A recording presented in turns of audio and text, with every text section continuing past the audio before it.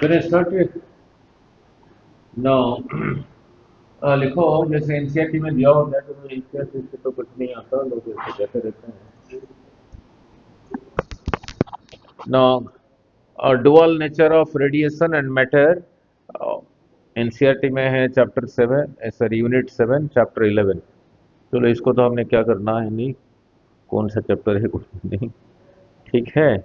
ना, इससे पहले इंटरफेरेंस समझाया था। नहीं, नहीं दो वेव्स कैसे ऐड होते थे।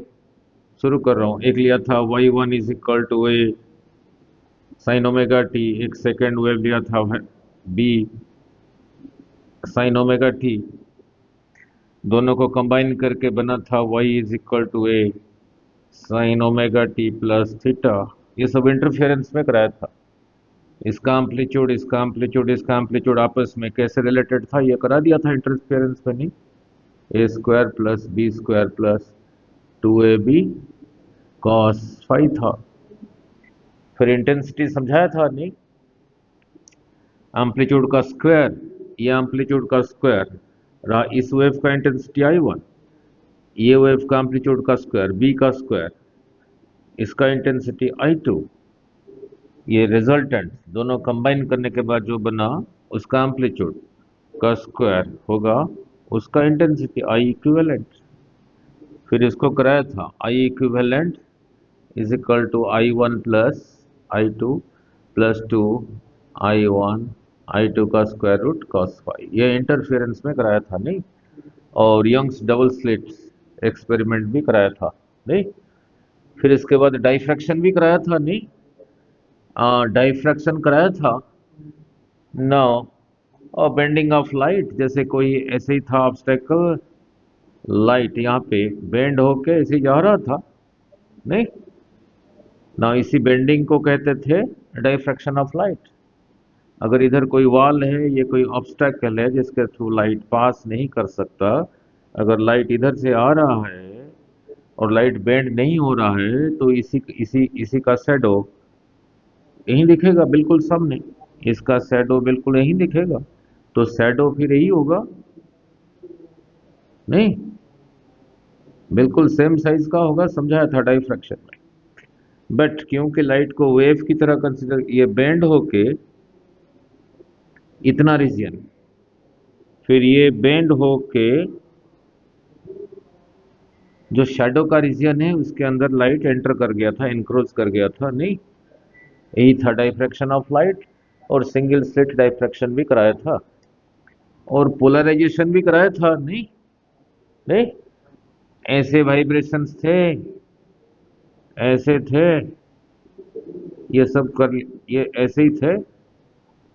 यहाँ पे कोई पोलराइजर था, इसमें स्लिट्स ऐसे बने हुए हैं, इसके तरफ पास करने के बाद ये इसी के यही वाइब्रेशन सिर्फ रह गए थे, नहीं एक साइडेड होना, ये जो वाइब्रेशंस डिफरेंस प्लेन्स में थे वो एक साइड में रहा, इसी को कहते हैं पोलराइजेशन, नहीं एक साइडेड होना। ये तो हमने कर लिया था। नाउ अब इसमें क्या है, अब नोट्स लिखवाऊंगा, डेरिवेशन भी करूंगा। नाउ बहुत कोई खास डेरिवेशन नहीं है, जो है बहुत ही सिंपल है। द डेरिवेशन ऐसा है, means 100 rupees is equal to 70 rupees plus 30 rupees, ऐसा ही कैलकुलेशन है। Now very simple. So notes लिखना शुरू करो। नाउ लिखो, लिखो phenomena like interference, diffraction and polarization, जो जो phenomena like number one interference, number two diffraction, number three polarization, जो कि पहले हम समझ चुके हैं। ये सब चीजें, ये तीन चीजें establish the fact that light is a wave nature, means light को वेव नेचर मान के हमने ये भी एक्सप्लेन किया, ये भी किया, ये भी किया। लाइट को वेव नेचर मान के नहीं, यहां पे लिखा है डुअल, डबल नेचर नहीं, लाइट को वेव मान के ये तीनों फिनोमेना डिस्कस किया। इंटरफियरेंस में यंग्स डबल स्लिट कराया, सिंगल स्लिट डायफ्रैक्शन कराया, इसमें पोलराइजेशन भी कराया। ठीक है। नाउ नीचे लिखो velocity of light in vacuum is given as, पूरा नोट्स लिख रहा हूँ, is given as c is equal to 3 into 10⁸ metre per second. नहीं, ये स्पीड ज़्यादा है कम है? बहुत ज़्यादा है। थोड़ा आइडिया भी तो होना चाहिए। इसी स्पीड से चलोगे, सपोज यही रहा अर्थ, इसी स्पीड के अगर सर्कुलर पाथ में जा सकते हो अर्थ के चारों तरफ, 1 सेकंड में 7.5 बारी घूम जाओगे। ये इतना है।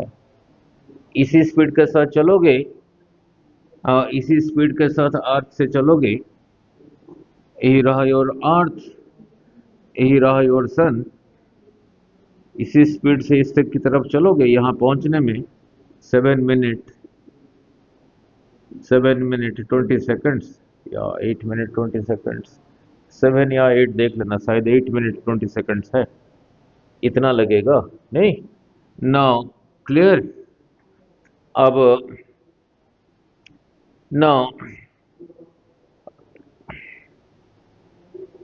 नीचे लिखो, जैसे ये था इंटरफेरेंस, डायफ्रैक्शन, पोलराइजेशन, ऐसे और भी चीजें हैं। वो क्या है वो बताता हूं, फिर आगे चलेंगे। नीचे लिखो photo electric effect, photo electric effect, ये मैं नहीं है इस चैप्टर में, समझाऊंगा क्या है। कॉम्पटन इफेक्ट,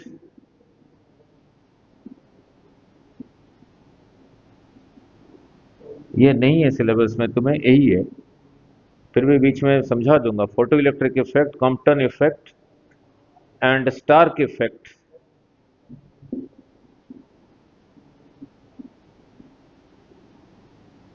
ये भी नहीं है क्योंकि कुछ समझाना है इसलिए बता रहा हूं। ये क्या है देखेंगे, फोटो इलेक्ट्रिक इफेक्ट आगे देखेंगे। वो क्या है आगे देखूंगा, डिटेल में करूंगा। यही रहा कोई मेटल सरफेस, इसी के ऊपर अगर लाइट फॉल करे, इसकी सरफेस से इलेक्ट्रॉन निकलता है नहीं, इसी इफेक्ट को कहते हैं फोटो इलेक्ट्रिक इफेक्ट। आगे डिटेल में करेंगे नहीं। सो नीचे लिखो photo electric effect, Compton effect, Stark effect establishes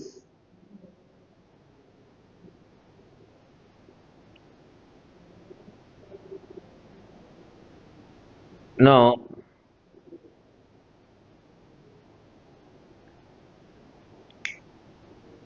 आए नहीं, कहाँ गए?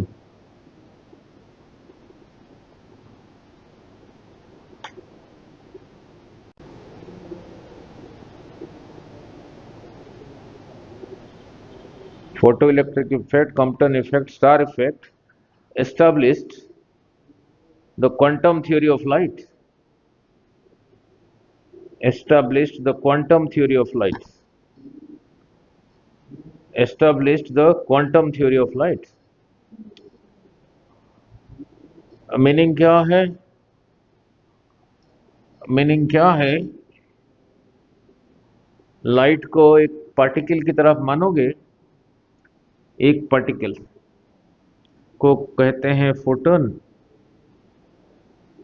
उसके साथ जो एनर्जी एसोसिएटेड है E is equal to H times nu, H रहा प्लैंक्स कांस्टेंट, यही फैक्ट नहीं।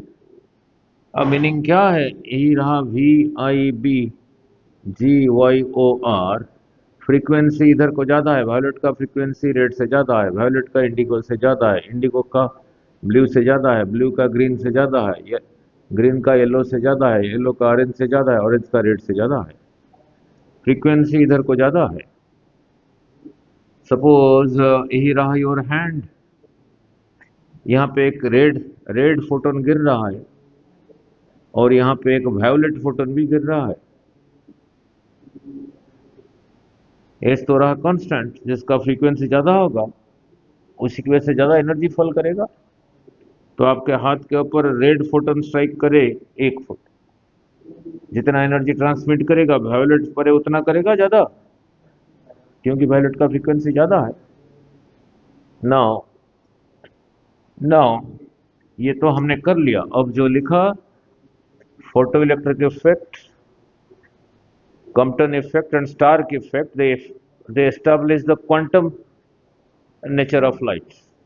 Means light, when considered as a particle, small particle carrying this much of energy, इसी को कहते हैं quantum theory of light.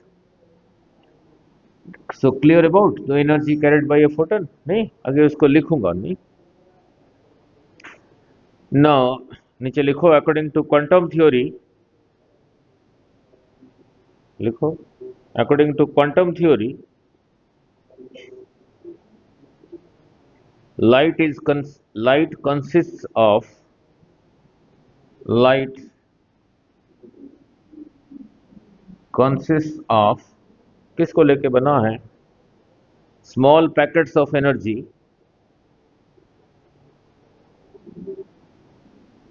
small packets of energy, each packet is called a photon,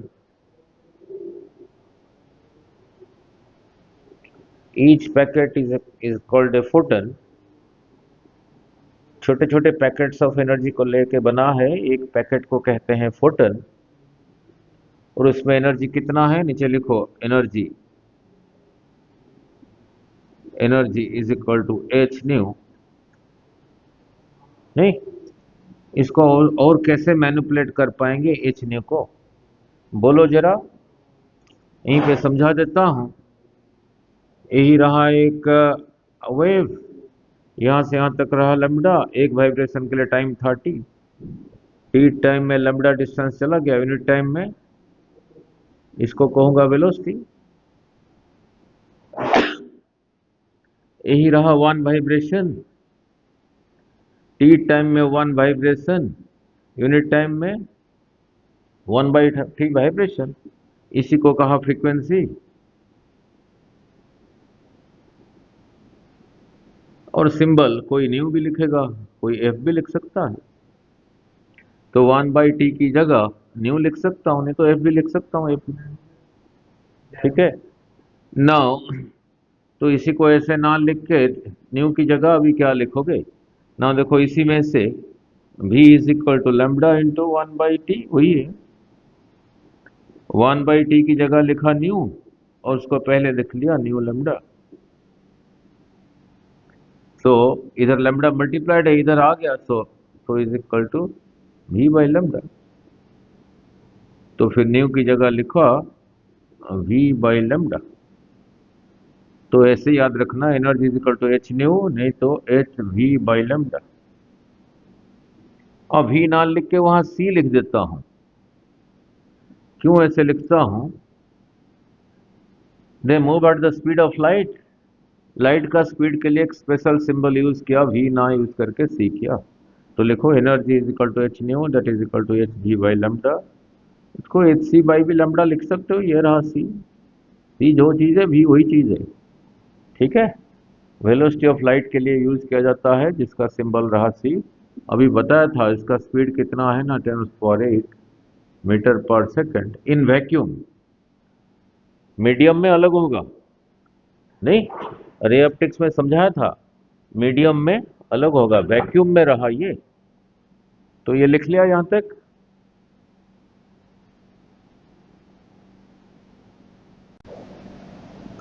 where h is equal to Planck's constant, nu is equal to frequency of the radiation।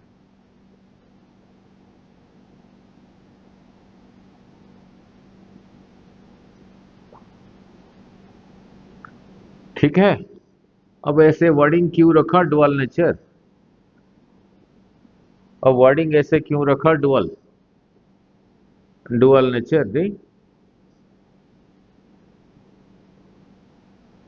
कई जगह पे particle के कोई events particle nature करके explain हो पाया, कोई events wave nature करके एक्सप्लेन कर पाया। दो अलग अलग नेचर है, इसीलिए क्या कहा, it is of dual nature. जैसे Young's double slit experiment YDSC wave nature लेके समझाया था। डाइफ्रैक्शन में भी वेव नेचर लेके समझाया था। अब ये जो करेंगे as a photo electric effect, वो पार्टिकल नेचर करके ही समझाया जाएगा। सो नीचे लिखो,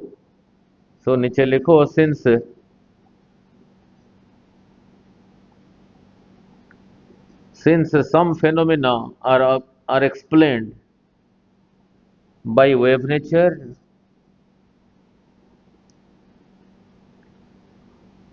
of light,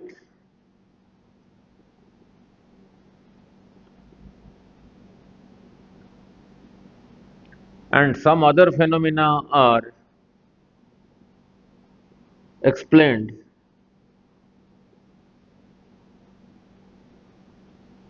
by particle nature of light,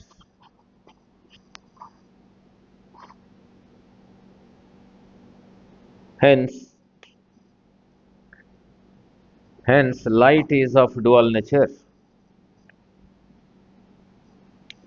ठीक है, क्लियर।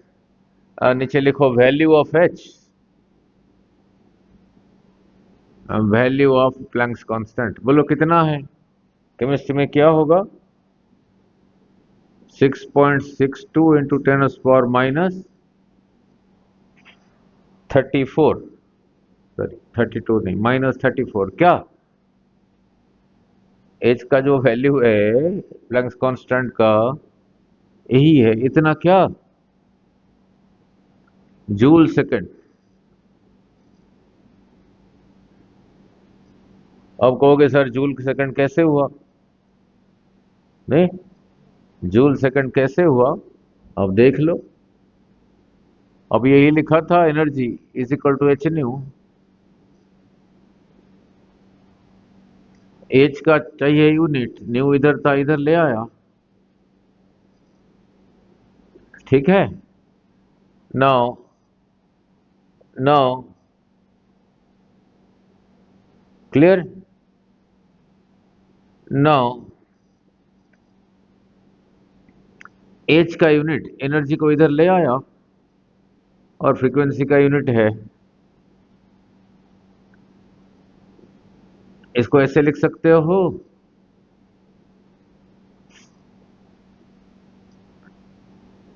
इसको, ये क्या होता था, टी नहीं होता था, टाइम 1/T, 1/फ्रीक्वेंसी टी होता था। तो एनर्जी इंटू टाइम, एनर्जी का यूनिट जूल, टाइम का यूनिट सेकंड, तो जूल सेकंड रहा प्लैंक्स कांस्टेंट का unit. 6.62 into 10⁻24, sorry 34 joule second. Clear हो गया, नहीं। नेक्स्ट राइट, अब लिखो फ्री इलेक्ट्रॉन्स, इन मेटल्स,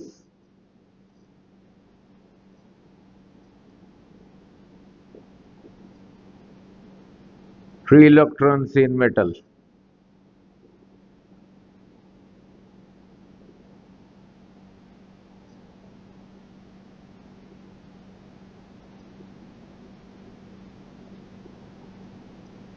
करके underline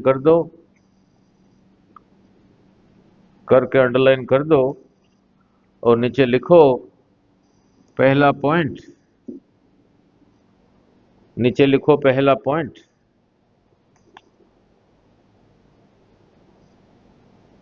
electrons in the outer cell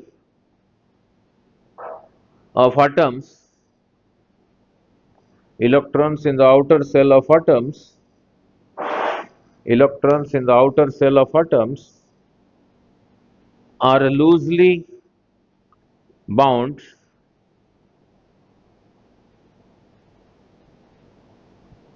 and move easily within the material surface.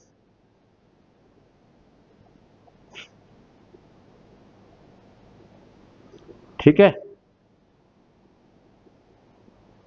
If this electrons surface की बात कर रहा हूं अभी, यही रहा कोई मेटल, इसका सरफेस ये भी है, ये भी है, ये भी है, ये भी है, सामने भी है, पीछे भी है, ऊपर भी है, नीचे भी है, नहीं, ये सरफेस कौन कौन से सरफेस को बता रहा है?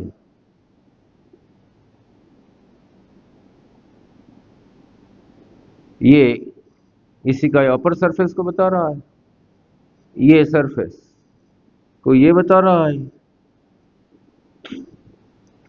ये जो सामने वाला व्हाइट दिख रहा है वो इसी सरफेस को बता रहा है, पिछला तो दिख नहीं रहा।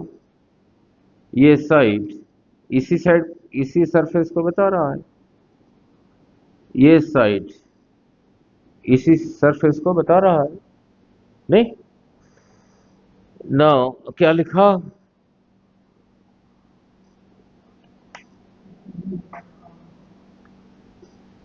and easily and move easily within the material surface। नीचे लिखो if these electrons come out of the surface, if these electrons come out of the surface,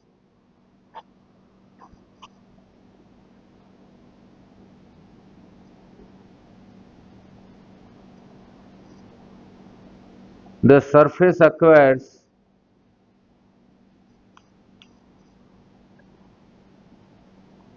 positive charge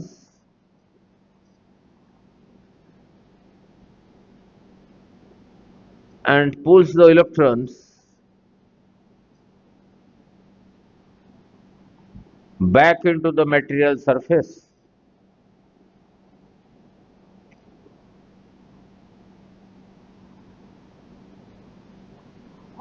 now look, सारे ऑब्जेक्ट न्यूट्रल होते हैं, नहीं। अब इसमें से electron को निकाल दोगे, फिर और एक निकाल दिया, फिर और एक निकाल दिया, तो तो इसी में इलेक्ट्रॉन की जो संख्या पहले जितना था उससे कम हो गया। चलो इतना तो पता है, number of electrons is equal to number of protons. इसको नेगेटिवली चार्ज, इसको पॉजिटिवली चार्ज माना गया था। आपने 3 इलेक्ट्रॉन निकाल दिया तो सरफेस पे फिर 3 पॉजिटिव चार्ज आ गया, नहीं। तो क्या लिखा?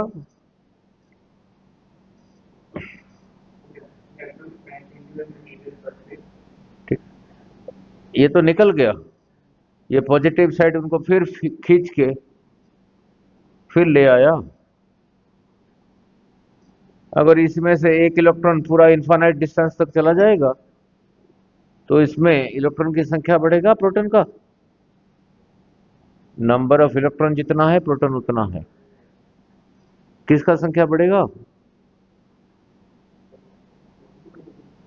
अरे इलेक्ट्रॉन मान लो 5 थे तो 5 नेगेटिव चार्ज थे, प्रोटॉन भी 5 थे, ये इलेक्ट्रॉन एक निकल गया तो प्रोटॉन डोमिनेट कर गया, प्रोटॉन का चार्ज है positive, so this becomes positively charge. उसी चीज को लिखा हूं, जो सरफेस से निकलता है सरफेस बिकम्स पॉजिटिवली चार्ज, उसका जो इलेक्ट्रिक फील्ड है उसकी वजह से फिर वापस आ जाता है।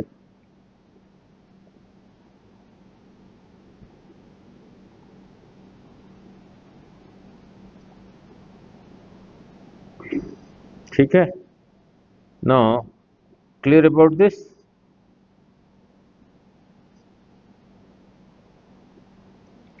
नाउ नाउ इससे पहले किया था,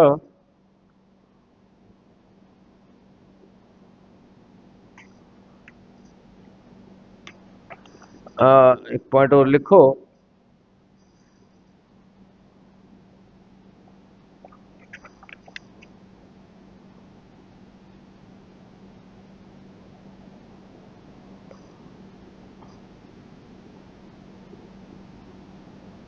बड़ी नींद आ रही है तो नहीं।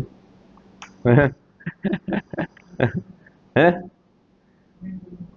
नींद बहुत है, नहीं ना हो नीचे, कोई बात नहीं। नीचे लिखो, कोई बात नहीं, थोड़ा तो कर लेते हैं। नीचे लिखो कंक्लूजन। इलेक्ट्रॉन निकला, फिर उसने इसको फिर खींच के ले आया, तो फिर कंक्लूजन क्या रहा वो लिखना है। इसका कंक्लूजन क्या है फिर? सो नीचे लिखो, so there exist a potential barrier, so there exist a potential barrier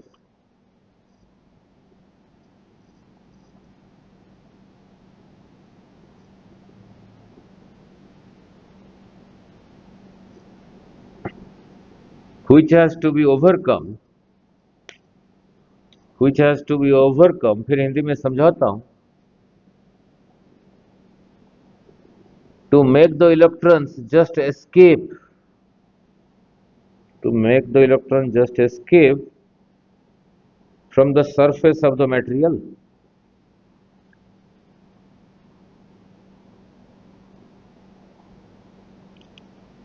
meaning क्या है? सरफेस से तो निकल रहा है,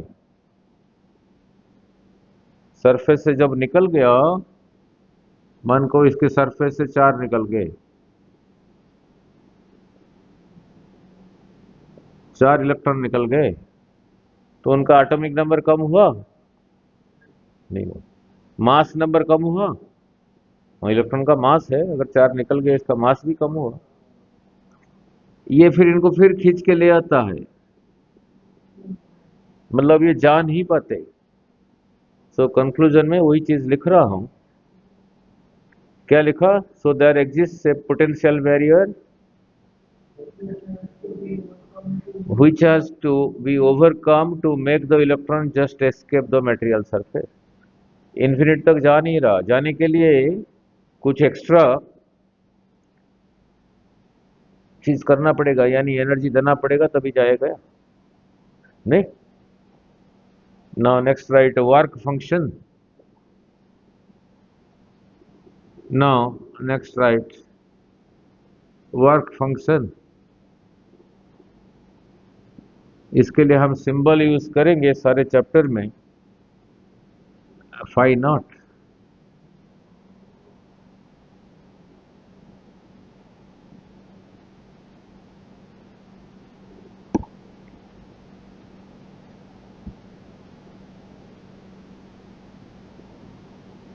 अब वर्क फंक्शन क्या समझाता हूं। अब वर्क फंक्शन क्या है समझाता हूं। ना लुक, यही रहा कोई मेटल सरफेस, शेप फेप पे नहीं डिपेंड करता, यहीं पे आके एनर्जी गिर रहा है, E is equal to H nu. ये सरफेस पे जो है, उनका एनर्जी को पॉजिटिव कर दोगे, इतना दे के वो फिर भाग जाएंगे टू इन्फिनिटी।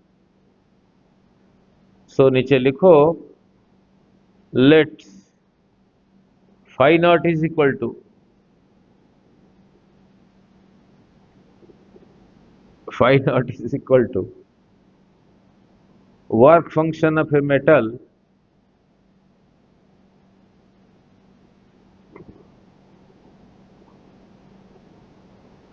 therefore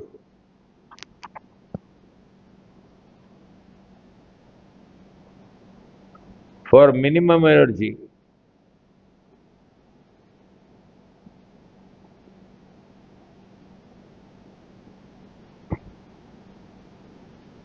क्या लिखा?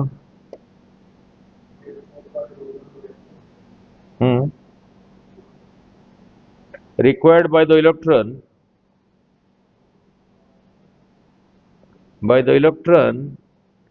to escape from the mutuals, to escape from the metal surface।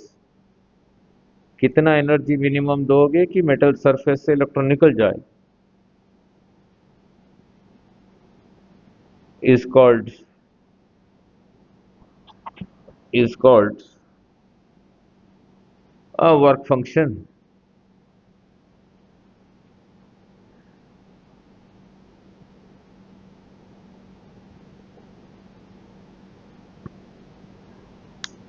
और नींद पूरी घुमा देते नहीं।